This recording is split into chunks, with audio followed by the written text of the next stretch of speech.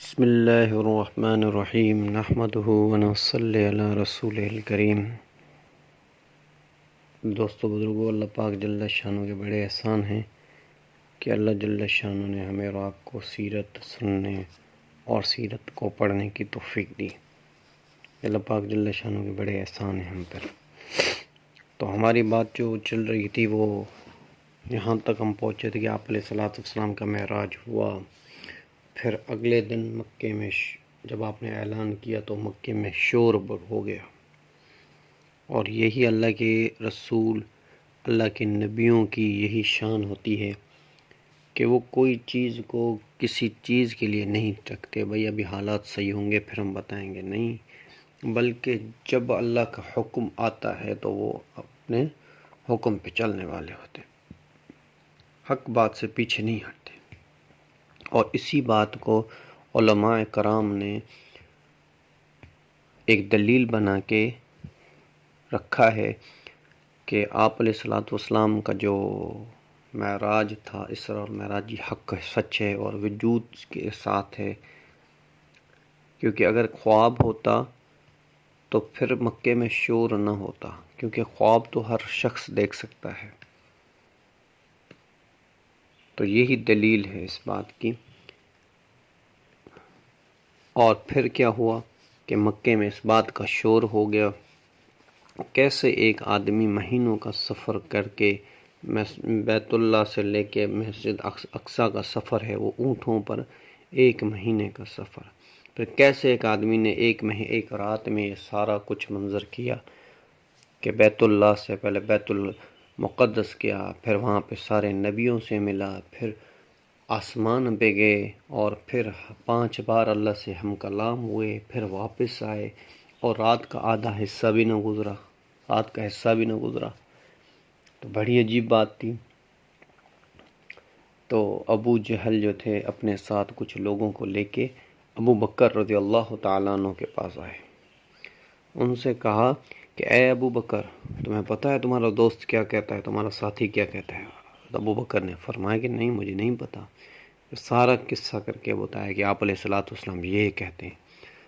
تو حضرت ابو بکر صدیق رضی اللہ تعالیٰ عنہ نے فرمایا، کیا تم لوگوں نے خود سنا ہے، کسی کی زبان سے سنا، یا آپ علیہ الصلوۃ والسلام خود بیان؟ اس نے آپ علیہ الصلوۃ والسلام خود بیان کر رہے تھے، ورنہ ہم اتنا شور کیوں کرتے؟ تو حضرت ابو بکر صدیق رضی اللہ تعالیٰ عنہ نے فرمایا، صدقہ، میں نے سچ مانا کہ میرے حبیب نے کہا ہے وہ سب کچھ سچ ہوگا۔ وہ ابو جہل والوں نے کہا یہ کیسے ہو سکتا ہے؟ اس نے کہا تمہیں پتہ نہیں ہے کہ ہم اللہ کے رسول کی ان باتوں پہ یقین کر رہے ہیں جو بات اس سے کئی گنا اعلیٰ ہے، جو فرشتے آتے ہیں اللہ کے رسول کے پاس، وحیاں آتی ہیں، اللہ کے پیغام آتے ہیں، یہ ساری چیزیں اللہ کی اس سے کئی گنا زیادہ ہے، تو ہم جب اس پہ یقین کر رہے ہیں تو یہ کیا چیز ہے ہمارے لیے؟ تو پھر مکے والوں نے، سارے مکے والوں نے مل کے ایک چال چلی، آپس میں مشورہ کیا، مکے کے سرداروں نے ایک نئی چال چلی۔ پھر انہوں نے یہ فرمایا کہ یہ تو ایک موقع ہے ہمارے پاس کہ ہم آپ علیہ الصلوۃ والسلام کے پاس جائیں گے، ہم بیت المقدس کے بارے میں سوال پوچھیں گے، اور پھر دوسری چیزوں کے بارے میں سوال پوچھیں گے، تو فوراً ہمیں تو پتہ چل جائے گا کہ آپ علیہ الصلوۃ والسلام سچ بول رہے ہیں، جھوٹ، سب کو پتہ چل جائے گا۔ جب وہ آپ علیہ الصلوۃ والسلام کے پاس گئے تو آپ علیہ الصلوۃ والسلام حتیم میں بیٹھے ہوئے تھے، تو انہوں نے کہا محمد بات سنو صلی اللہ علیہ وسلم، اگر آپ بیت المقدس گئے تھے اور یہ سارا سفر کیا تھا آپ نے، جو جیسا آپ کہہ رہے ہو، اگر یہ بات سچی ہے تو آپ ہمیں بیت المقدس کے بارے میں بتاؤ کہ اس میں کتنی مسجدیں ہیں، کتنے اس میں دروازے ہیں، کتنی کھڑکیاں ہیں، فلاں رنگ کیسا ہے، فلاں کیسا ہے، کیا کیا وہاں پہ، کس دروازے سے آئے، کس دروازے سے گئے، سارا کچھ ہمیں منظر بتاؤ۔ اور ہمارا قافلہ، ایک ہے ہمارا قافلہ جو یہاں سے گیا ہے شام، اور وہ شام سے کہاں تک پہنچا ہے اور کتنے دن تک یہاں تک پہنچے گا۔ تو آپ علیہ الصلوۃ والسلام فرماتے ہیں کہ مجھے سب سے زیادہ تکلیف ہوئی اس بات پہ، کیونکہ کوئی مسجد میں نماز پڑھنے جاتا ہے تو مسجدوں کے دروازوں کو نہیں گنتا، اور مسجدوں میں کتنے باتھ روم تھے یہ نہیں گنتا، مسجد میں کیا کیا پنکھے لگے ہوئے تھے، کتنے پنکھے لگے، یہ کبھی کوئی نہیں گنتا۔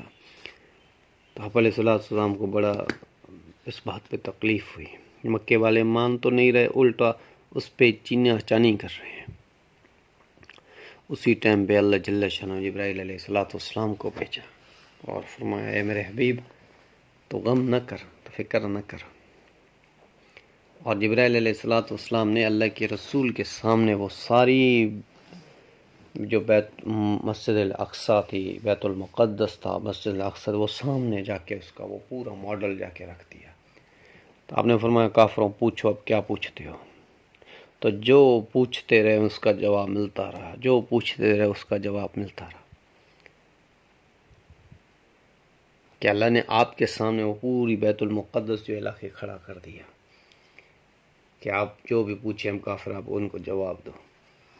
تو پھر جو ہے پھر انہوں نے کہا کہ ٹھیک ہے، بیت المقدس کے بارے میں تو آپ نے بتا دیا، ابھی آپ ہمیں بتاؤ کہ مسجد جو ہمارا قافلہ تھا وہ کہاں ہے؟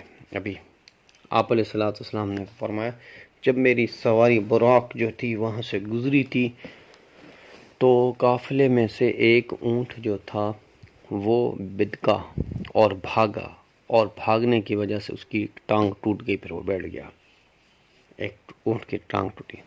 اور ایک اونٹ ایسا بھی تھا قافلے میں جس کو 2 رنگ کے کپڑے پہنے ہوئے تھے، ایک سفید دوسرا لال کلر کا یا سیاہ کلر کا کپڑا تھا، ایک اونٹ ایسا تھا۔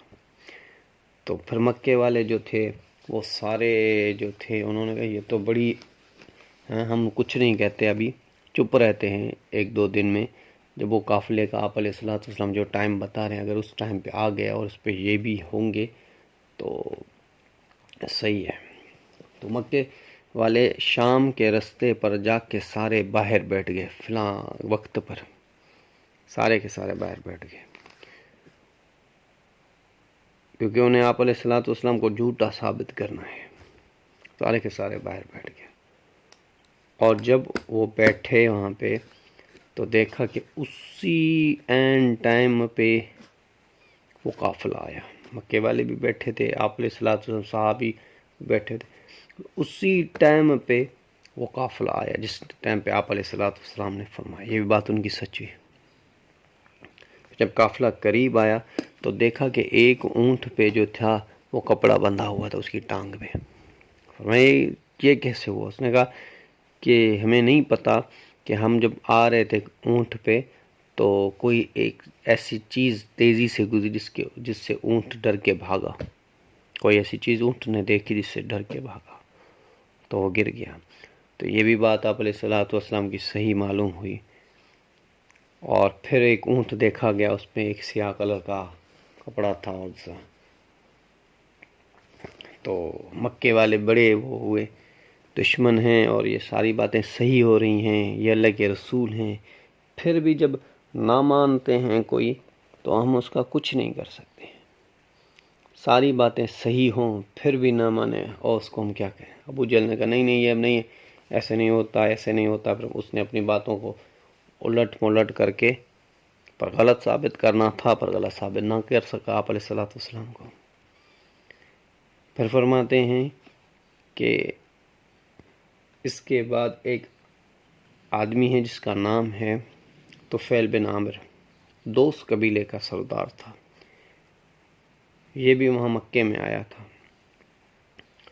تو مکے والوں نے ان کو کہا کہ آپ جو ہیں بڑے سمجھدار ہیں، آپ سمجھدار ہیں، بڑے سرداروں میں آپ کا نام ہے، تو آپ ایسے کرو کہ یہاں پہ جو مکے میں جو ہے ایک شخص ایسا ہے جو لوگوں کو اپنے باپ دادا کے دین سے ہٹا کے ایک نئی بات ان کو سکھاتا ہے، اور یہ ایسا آدمی ہے، ایسا جس کی بات جو سنتا ہے وہ اس کا ہی ہو جاتا ہے، اور اس نے کبھی جو ہے وہ ہمارے قبیلے سے ہے، قریش کے قبیلے سے، اور کبھی اس نے جھوٹ نہیں بولا، ابھی اس کو وہ پاگل ہو گیا ہے، نعوذ باللہ وہ پاگل ہو گیا، نعوذ باللہ وہ ایسا ہو گیا، نعوذ باللہ ایسا ہو گیا، اس پہ اثر ہے، اس پہ یہ ہے، سحر ہے۔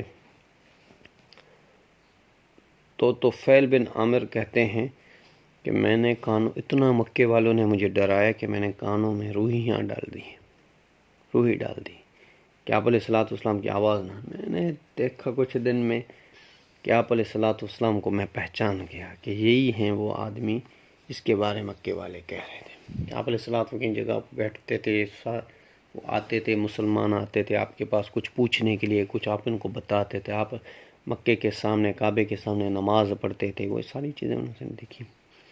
تو طفیل بن عامر کہتے ہیں کہ میں نے سوچا کہ یہ مکے والے جس آدمی سے ڈرتے ہیں وہ تو یہ ہے، اور میں بھی سردار ہوں، لیکن ایسا آدمی نہیں ہوں، میں بھی سردار ہوں. جا کے میں دیکھتا ہوں کہ یہ لوگ کیا کہتے ہیں. اور بات سمجھ میں آ گئی تو ٹھیک ہے، نہیں آئی تو پھر میں اپنے راستے ہوں گا.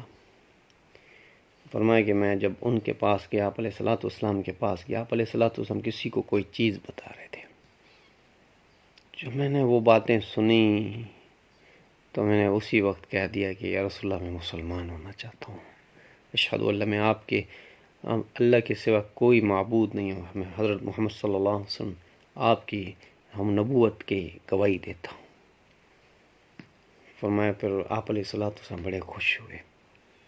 پھر آپ علیہ الصلوۃ والسلام سے اس نے کہا کہ یا رسول اللہ کہ میں جو ہوں، میں آپ کی حفاظت کرنے کے لیے تیار ہوں، دوست قبیلے کا سردار ہوں، اور میں آپ کی حفاظت کرنا چاہتا ہوں، اور مجھ سے کوئی بھی، یہ مکے والے آپ کے اوپر آنکھ بھی اٹھا کے نہیں دیکھ سکتے اگر میں آپ کو حفاظت کروں. آپ علیہ الصلوۃ والسلام نے فرمایا سے مفہوم یہ ہے کہ مجھے حفاظت کی کوئی ضرورت نہیں، میری حفاظت کے لیے اللہ ہی کافی ہے. پر میں اللہ کا رسول ہوں، اس پیغام کو لے کے آیا ہوں، اور اس پیغام کو پہنچانا ہے مجھے ہر ایک آدمی تک، اور تم بھی میرے پیغام کو لو اور اپنے قوم والوں کو بتاؤ. پھر جب تھوڑی دیر کے بعد طفیل بن عامر سے مکے والے ملے، انہوں نے کہا ہم نے تمہیں کہا تھا نہیں اس کی بات مت ماننا. اس نے کہا تم کس سے بات کر رہے ہو؟ تمہیں پتہ نہیں ہے کہ میں دوست قبیلے کا سردار ہوں؟ اگر میرا دوست قبیلہ، تم نے اگر مجھے ہاتھ لگایا، میرا دوست قبیلہ تم سے آ کے ایسا انتقام لے گا کہ تم یاد کرو گے. پھر مکے والے سارے ڈر گئے کیونکہ دوست قبیلہ بہت ہی بڑا تھا. مکے کے سردار ڈر گئے. تو پھر فرمایا کہ میں اپنے قبیلے میں گیا اور قبیلے والوں کو میں نے بلایا. میں نے ان کو کہا بھائی یہ بات سنو کہ میں مسلمان ہو گیا ہوں، اور تم میں سے جو بھی چاہے آج ہی فیصلہ کر لے مسلمان ہونے کا، ورنہ میں کسی سے بات نہیں کروں گا. تو کچھ لوگ ہوئے اسی وقت مسلمان، اس کی بیوی بچے وغیرہ اسی وقت مسلمان. کچھ لوگ پھر بعد میں ہوئے، حتیٰ کہ پورا قبیلہ جو ہے مسلمان ہو گیا، دوست قبیلے کا. اسی اثناء میں حج کے دن آ گئے تو مدینے والے کچھ آئے تھے حج پہ. 73 آدمی تھے مدینے میں سے حج کے لیے آئے تھے. انہوں نے کہا کہ بھائی ہم نے تو اسلام قبول کیا. ایک صحابی تھے، وہ پھر حضرت عمیر کو رضی اللہ تعالیٰ عنہ، مصعب بن عمیر کو لے کے آئے. اس نے ہمیں دین سکھایا، اس نے ہمیں مسلمان کیا، ہم تو اس کی دعوت پہ مسلمان ہوئے ہیں. ہم نے نبی پاک صلی اللہ علیہ وسلم کو نہیں دیکھا کبھی بھی، کیوں نہ ہم آپ علیہ الصلوۃ والسلام کو دیکھ لیں اور آپ علیہ الصلوۃ والسلام کی جو ہاتھ ہے اس پہ بیعت کر دیں. پھر فرمایا کہ 2 آدمی، ابھی دشمنی کا دور ہے مکے کا، تو 2 آدمی تیار ہوئے جس کو انہوں نے بھیجا تھا کہ آپ علیہ الصلوۃ والسلام سے بات کرو، آپ علیہ الصلوۃ والسلام سے ٹائم لو، آپ علیہ الصلوۃ والسلام ملنے کی جگہ طے کرو. مدینے والے تو مدینے کا نام یثرب تھا. ایک برار بن معرور اور دوسرا اسود بن مالک، یہ 2 آدمی طے ہوئے. یہ آپ علیہ الصلوۃ والسلام کے پاس گئے اور آپ علیہ الصلوۃ والسلام نے سے کہا کہ یا رسول اللہ ہم مسلمان ہو گئے ہیں، ہم مدینے کے ہیں، یثرب کے ہیں، ہم مسلمان ہو گئے ہیں اور ہم آپ سے ملنا چاہتے ہیں. 73 آدمی ہیں. آپ نے فرمایا تمہارا نام کیا ہے؟ تو ایک نے کہا کہ یا رسول اللہ میرا نام جو ہے وہ ہے برار بن معرور. اور دوسرے نے فرمایا کہ میرا نام جو ہے وہ اسود بن مالک ہے. آپ نے فرمایا کون اسود بن عامر؟ جو مدینے کا شاعر ہے بڑا، وہ؟ ہاں یا رسول اللہ وہی، سب سے بڑا شاعر میں ہوں۔ آپ کو بڑی خوشی ہوئی اس بات پہ، کیونکہ یہ زمانہ جو تھا یہ شاعری کا بڑا عروج کا زمانہ تھا، اور عرب کی شاعری بڑی مشہور شاعری دی ہے۔ جیسے حضرت حسان رضی اللہ تعالیٰ عنہ کا ایک بڑا شعر مشہور ہے، احسن من قلم ترقت عینی اجمل من تلد النساء خلقت مبرا من کل عیب کانک قد خلقت کما تشاء۔ اتنے شاعر ہوتے تھے، اور فرمایا شاعر جو ہیں وہ بڑی اعلیٰ قسم کے ہیں۔ اگر شاعری میں اللہ کے حکم اور نبی پاک صلی اللہ علیہ وسلم کے طریقے کے مطابق شاعری ہو، پھر شاعر کو اپنے بڑا پسند کیا ہے۔ جو آپ علیہ الصلوۃ والسلام کے اس پہ تعریف کیا کرتے ہیں، حسان کو آپ نے میری تعریف کرو، پھر حضرت حسان نے یہ شعر پڑھے۔ بہرحال تو حضور اکرم صلی اللہ علیہ وسلم کے پاس وہ لوگ آئے، اور پھر سارے مدینے والوں نے جو ہے تھی آپ علیہ الصلوۃ والسلام کو کے ہاتھ پہ بیعت کی، اور آپ علیہ الصلوۃ والسلام بہت خوش ہوئے، بہت خوش ہوئے۔ 73 آدمی جب انہوں نے بیعت کے ہاتھ پہ، آپ علیہ الصلوۃ والسلام بہت خوش ہوئے۔ پھر بیعت کے بعد انہوں نے کہا، مکے والوں نے، مدینے والوں نے کہا کہ یا رسول اللہ، یثرب والوں نے، مدینے والوں نے کہا کہ یا رسول اللہ یہ تو اللہ کے حکم ہیں، آپ نے ہمیں اللہ کے حکم بتائے ہیں کہ چوری نہ کرنا، زنا نہ کرنا، اللہ کے ساتھ کسی کو شریک نہ کرنا، اور مجھے محمد صلی اللہ علیہ وسلم اللہ کا رسول مانو، اور ساری باتیں۔ انہوں نے کہا یہ تو اللہ کے حکم ہے، یا رسول اللہ آپ کا کوئی حکم؟ آپ نے فرمایا میرا تو کوئی حکم، میں تو اللہ کے لیے آیا ہوں، اور اللہ کی بات کرتا ہوں، اور اللہ کے حکم سے آیا ہوں۔ تو انہوں نے کہا یا رسول اللہ آپ بھی اپنے کچھ بتائیں۔ آپ علیہ الصلوۃ والسلام نے فرمایا اے مدینے والو، اگر اللہ نے کبھی مجھے حکم دیا کہ تم ہجرت کرو مدینے، تو میں مدینے میں آؤں گا، تم لوگ میری حفاظت کرو جیسے کہ تم اپنے اہل کی حفاظت کرتے۔ تو ایک صحابی اٹھ کے کھڑے ہو گئے، یا رسول اللہ ہم تو یہ کریں گے، بدلے میں ہمیں کیا ملے گا؟ آپ علیہ الصلوۃ والسلام نے فرمایا کہ جنت ملے گی بدلے میں جنت کا ذمہ دار ہوں، تم حفاظت کے ذمہ دار بن جاؤ، میں جنت کا ذمہ دار بن جاؤں گا تمہارا۔ تو ایک صحابی کھڑے ہو گئے کہ نہیں یا رسول اللہ، آپ واللہ یا رسول اللہ کی قسم آپ اپنے وعدے پہ پکے رہنا، ہم اپنے وعدے پہ پکے رہیں گے۔ آپ اپنے وعدے پہ پکے رہنا جنت کے لیے، ہم اپنے وعدے پہ پکے رہیں گے کہ آپ کی حفاظت کریں گے۔ تو ایک صحابی اس میں سے تھے، ایک آدمی اس میں سے اٹھ کے کھڑے ہو گئے، کہنے لگے یا رسول اللہ میں مدینے والوں کی طرف سے ایک آپ سے بات کرنا چاہتا ہوں، سب کا ایک قاصد بن کے آپ سے بات کرنا چاہتا ہوں۔ تو ہم نے فرمایا جس کا مفہوم بولو۔ اس نے کہا جس کا مفہوم یہ ہے کہ یا رسول اللہ کبھی اللہ جل شانہ آپ کو حکم دیں کہ مدینے آپ ہجرت کرو، تو یا رسول اللہ آپ ہمارے پاس آنا، پھر ہمیں چھوڑ کے نہ جانا، ہمارے پاس آنا پھر ہمیں چھوڑ کے نہ جانا یا رسول اللہ۔ تو آپ علیہ الصلوۃ والسلام پھر جلات میں کھڑے ہو گئے، جلات کے ساتھ پھر آپ نے فرمایا اے مدینے والو سن لو، اگر اللہ نے مجھے حکم مدینے کا دیا تو میرا جینا بھی مدینے والوں کے ساتھ ہوگا، اور میرا مرنا بھی مدینے والوں کے ساتھ ہوگا۔ علماء کہتے ہیں کہ مدینے والے جو ہیں اس بات پہ ساری بازی لے گئے کہ قیامت کے دن جو ہوگا سارے مکے کے لوگ مدینے آئیں گے، سارے مکے کے لوگ مدینے آئیں گے، مدینے والے کہیں نہیں جائیں گے، سارے مکے کے لوگ مدینے، یہ مدینے کو شرف۔